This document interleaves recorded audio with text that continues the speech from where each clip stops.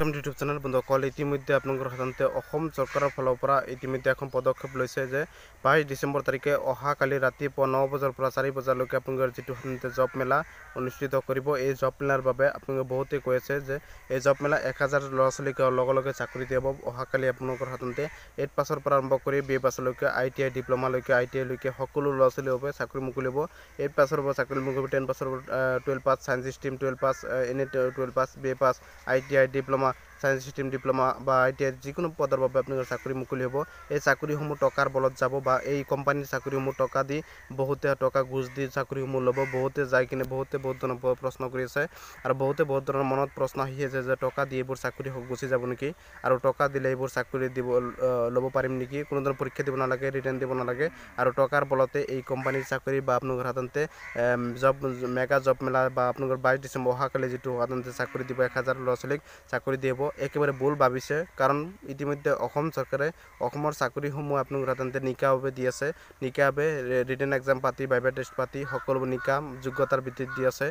ইতিমধ্যে যোৱা বছৰ মই নিজে পৰীক্ষা দিছোঁ, নিজে গম পাওঁ যে সকলোবোৰ নিকাভাৱে দি আছে। অসম চৰকাৰে সকলোবোৰ চাকৰি নিকাভাৱে নিকা আৰু আপোনালোকৰ সাধাৰণতে সৎভাৱে দি আছে আৰু অসমৰ সকলোবোৰ যুৱক যুৱতী সাধাৰণ যিসকল যুৱক যুৱতীয়ে ভাল এটা নাম্বাৰ পাইছে তেওঁলোকে কষ্ট কৰি দিনে ৰাতি কষ্ট কৰি তেন্তে পৰীক্ষাৰ বাবে প্ৰিপাৰেশ্যন কৰি তেওঁলোকে পৰীক্ষাত ভাল এটা নাম্বাৰ পাইছে, তেওঁলোকে পৰীক্ষাত পাছ কৰিছে, ৰিটেন পাছ কৰিছে, ভাইভা টেষ্টত পাছ কৰিছে, তেওঁলোকে চাকৰি পাইছে।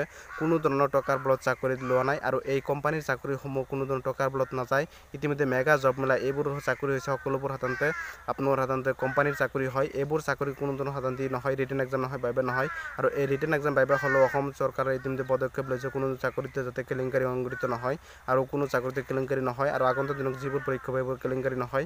মেগা জব মেলাৰ বাবে আপুনি কি ডকুমেণ্টছ লৈ যাব যদি যাব বিচাৰে কোনো ধৰণৰ কেলেংকাৰী নহয়, আপোনালোকৰ এডুকেশ্যন কোৱালিফিকেশ্যনৰ ওপৰত ভিত্তি কৰি দিয়া হ'ব। কোনো ধৰণৰ চাকৰি বা কেলেংকাৰীৰ বা ৰিটেন এক্সাম নহয় আৰু ইয়াৰ কোনো কেলেংকাৰী নহয় বা টকা দিলেও আপোনাক ঘুষ দিলেও এইবোৰ চাকৰি ল'ব নোৱাৰিব। বন্ধুসকলে এইটো ভুল ভাবিছে আৰু আপুনি ভিডিঅ'টো অনেক শ্বেয়াৰ কৰি দিব। কি ডকুমেণ্টছ লৈ যাব, দুটা ইম্পৰ্টেণ্ট ডকুমেণ্টছ লৈ যাব আৰু একো লৈ যাব নালাগে আৰু আপোনালোকৰ সাধাৰণতে ID প্ৰুফ এখন লৈ যাব, Aadhaar card, PAN card, voter card যিকোনো লৈ যাব আৰু আপোনালোকৰ সাধাৰণতে 3খন থাকিলে 3খন লৈ যাব, 2খন থাকিলে 2খন লৈ যাব, এখন থাকিলে আধাৰ কাৰ্ড থাকিলে আধাৰ কাৰ্ড লৈ যাব।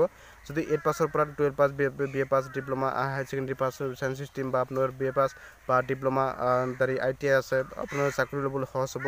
ডিপ্লোমা ITI থাকিলে বা 8 পাছৰ পৰা চাকৰি মুকলি হ'ব ইতিমধ্যে ঘোষণা কৰিছে সংবাদ মেল যোগে। এইবোৰ চাকৰি ল'বলৈ হ'লে আপোনাক কোনো ধৰণৰ সাধাৰণতে টকা ঘুষ দিব নালাগে। এইবোৰ চাকৰিৰ বাবে আপোনালোকে এখন ইম্পৰ্টেণ্ট ডকুমেণ্টছ লৈ যাব, সেইখন হৈছে যিকোনো ID প্ৰুফ লৈ যাব আৰু আপোনালোকৰ এডুকেশ্যন কোৱালিফিকেশ্যনৰ সকলোবোৰ লৈ যাব। আপুনি যদি গ্ৰেজুৱেশ্যন হয় 8 পাছৰ পৰা আৰম্ভ কৰি 8 পাছ 10 পাছ 12 পাছ BA পাছ যিকোনো ডিপ্লোমা থাকিলে সকলো কোৱালিফিকেশ্যন লৈ যাব, অৰিজিনেল কপি লৈ যাব আৰু আপোনালোকৰ সাধাৰণতে ফটোষ্টেট কপি লৈ যাব, সকলোবোৰ অৰিজিনেল কপি লৈ যাব আৰু সকলোবোৰ ফটোষ্টেট কপি লৈ যাব। আপোনালোকে সাধাৰণতে ৰাতিপুৱা 9 বজাৰ পৰা সাধাৰণতে ৰাতি সন্ধিয়া সময়ত 4 বজালৈকে আপোনালোকে সাধাৰণতে এই মেগা জব মেলা অনুষ্ঠিত হ'ব। সন্ধিয়া যিকোনো সময়তে যাব পাৰিব।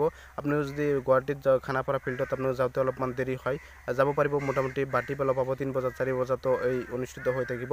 2 বজাত আপোনালোকে ৰাতিপুৱাই গ'লে ভাল, 10 বজাত 11 বজাত 12 বজাতো যাই কিনেও আপুনি যিমান দূৰত হওক আপোনালোকে 12 বজাত যাই কিনে হ'লেও এই মেগা জব মেলাত অংশগ্ৰহণ কৰিব পাৰিব। কাৰণ 9 বজাৰ পৰা 4-5 বজালৈকে আপোনালোকে এই মেগা জব মেলা অনুষ্ঠিত হৈ থাকিব। এই মেগা জব মেলাৰ বাবে কোনো ধৰণৰ টকা দিব নালাগে। এই মেগা জব মেলাৰ বাবে কেৱল ID প্ৰুফ আৰু আপোনাৰ এডুকেশ্যন কোৱালিফিকেশ্যনৰ সকলোবোৰ অৰিজিনেল কপি আৰু ফটোষ্টেট লৈ যাব, অৰিজিনেল কপি লৈ যাব, ফটোষ্টেট লৈ যাব। এই মেগা জব মেলাৰ বাবে চাকৰি ল'ব যদি বিচাৰে বা আপোনালোকে সাধাৰণতে অহাকালি আপোনালোকৰ 22 ডিসেম্বৰ তাৰিখে আজিৰ দিনটোতে এই ভিডিঅ' ইমান শ্বেয়াৰ কৰি দিব। ৰাতিৰ ভিতৰতে সন্ধিয়া সময়ত ভিডিঅ'টো বনাইছোঁ, সকলোৱে যাতে গম পায় আৰু মেগা জব মেলাৰ বাবে ইমান কষ্ট নহয়। কাৰণ যে অহাকালি আপোনালোকে যদি প্ৰিপাৰেশ্যন কৰিব নালাগে, ৰিটেন এক্সাম নহয়, আপোনালোকে অহাকালি নিজৰ ডকুমেণ্টছখিনি লৈ কিনে বাহিৰ কৰি আপোনালোকে যোৱাৰ সময়তো আপোনালোকে কম্পিউটাৰ আপোনালোকৰ দোকানত সকলো ফটোষ্টেট কৰি লৈ যাব পাৰিব। কোনো ধৰণৰ নালাগে। খানাপাৰা ফিল্ডত মেগা জব মেলা 9 বজাৰ পৰা 4-5 বজালৈকে আপোনালোকে গোটেই দিনটোতে মেগা জব মেলা অনুষ্ঠিত হ'ব আৰু এই মেগা জব মেলাৰ বাবে আপোনালোকে যদি যাব বিচাৰে বা চাকৰি এটা কোম্পানীৰ চাকৰি ল'ব বিচাৰে তেনেহ'লে আপোনালোকে যাব পাৰে আৰু সকলো কোনো জনাইছোঁ যাব চাকৰি লওক আৰু ঘৰতে বহি থকাতকৈ আৰু যদি চৰকাৰী চাকৰি আশা আছে তেনেহ'লে নগ'লে হ'ল। ধন্যবাদ, ছাপোৰ্ট কৰিব, ভিডিঅ'টো শ্বেয়াৰ কৰিব, বেয়াকৈ কমেণ্ট নকৰিব।